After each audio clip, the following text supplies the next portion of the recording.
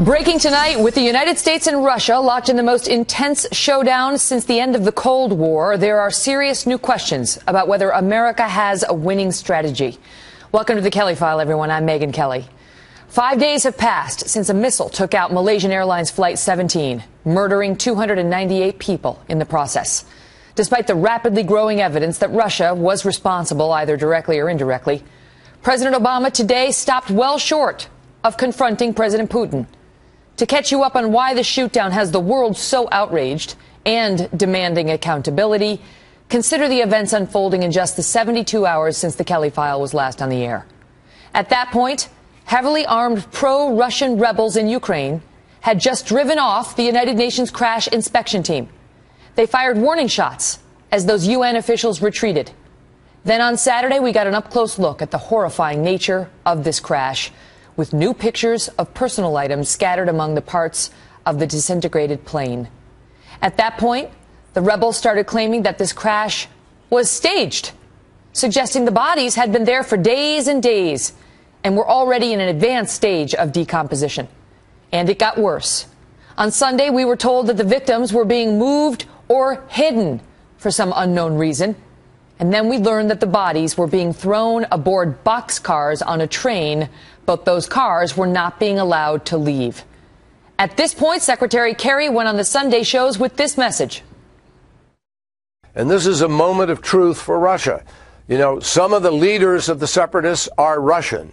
Russia arms these separatists. Russia trains these separatists. Russia supports these separatists. Russia has spoken out and has refused to call on them publicly to do the things that need to be done. Which brings us to Monday. Finally, the bodies are released after days in only sometimes refrigerated boxcars. While back in Moscow, a defiant President Putin fires a warning shot, talking tough and saying we better not politicize this disaster or use it for, quote, any kind of vested interest. And the response from Washington? Here is President Obama this morning. More broadly, as I've said throughout this crisis, and the crisis in Ukraine generally, and I've said this directly to President Putin as well as publicly, my preference continues to be finding a diplomatic resolution within Ukraine. I believe that can still happen. That is my preference today, and it will continue to be my preference. But if Russia continues to violate Ukraine's sovereignty and to back these separatists, and these separatists become more and more dangerous and now are risks not simply to the people inside of Ukraine, but the broader international community, then Russia will only further isolate itself from the international community, and the costs for Russia's behavior will only continue to increase. Lieutenant Colonel Ralph Peters is a Fox News strategic analyst and with me now. Ralph, good to see you tonight. And so the president saying they are going to face further isolation if they continue to behave badly. Your thoughts? Yeah. Well, Megyn, sometimes I feel like Charlie Brown, trying to kick the football, and it's always pulled away from him. Every time I hear our president is going to make new remarks about Putin, Crimea, remember that? Ukraine, now this air disaster, I keep hoping that this will be the time when he will man up, when he will take a stand, when he will represent America and recognize our goodness and the evil, the true evil that Vladimir Putin is inflicting on his region and one day may inflict on a wider range of the world. But, Megyn, the asymmetry is stunning. Like him or not, and I don't like him, Putin's a leader. Obama's a lawyer. Putin, he wants to dominate. Obama wants to negotiate. Putin's rearming, Obama's disarming. But as you and I have discussed before, the fundamental difference here is that Putin believes in his country and its destiny, and President Obama does not believe in American greatness and our destiny, and that asymmetry is costing us dearly. There is a vacuum of leadership in the free world that is indescribably, incalculably dangerous. How do you get to that point, though? Because President Obama is in this position where he knows if he talks tough, he's going to have to follow through, right? He talked tough in Syria. He didn't follow through, and that cost him a lot of credibility, according to most pundits. So he goes out there today. If he's not prepared to go engage militarily against Russia, he's got to say what he said today. Well, no, he doesn't, actually.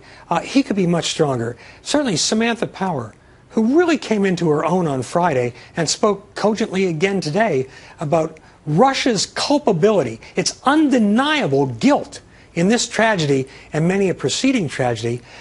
Our president has a range of things he could do. First of all, he could impose serious sanctions, which we have not done. They've been cosmetic to date.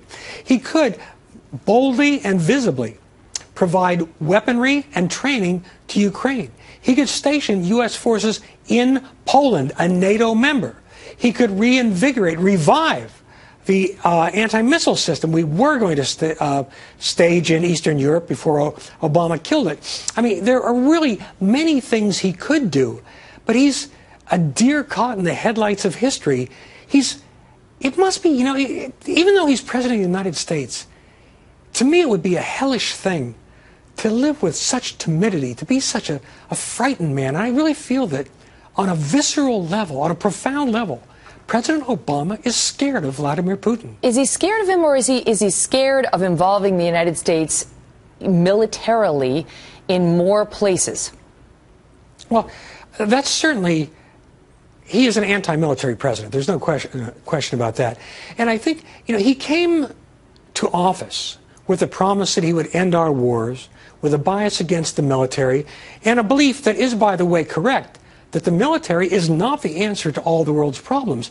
But he extrapolated that to the conviction that the military is never the answer to any of the world's problems. Therefore, we saw him unwilling to try to rescue our people in Benghazi, unwilling to engage in Syria, unwilling to so much as send a single drone against the Islamic State. Well, I mean, he used the military in Libya, though, Ralph. But let me ask you this. Yes, but he didn't follow through, and I think he regretted it. But I want to ask you, because I heard Ambassador Bolton speaking to this earlier on Fox News, and he said he believes the president is missing an opportunity. This is the opportunity to go out there and convince the world that Putin is this bad player that the United States believes he is, and that instead of doing that, he's talking about how they better not impede this investigation about the plane crash, and this is very serious, and sort of he thinks it's more of a head fake because he's not really willing to confront Vladimir Putin.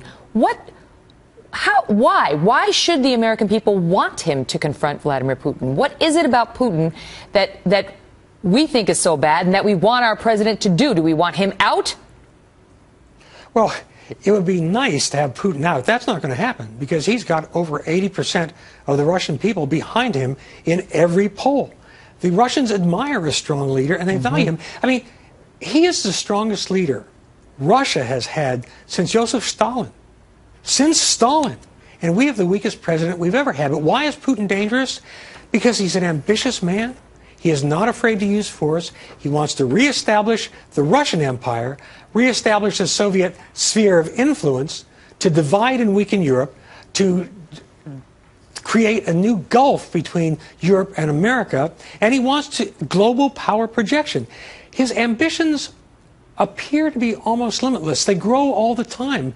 And the lesson of history, and there are lessons in history, is that when you do not confront these startup dictators early on, the price later, when you must confront them, is much, much greater and much bloodier and much uglier.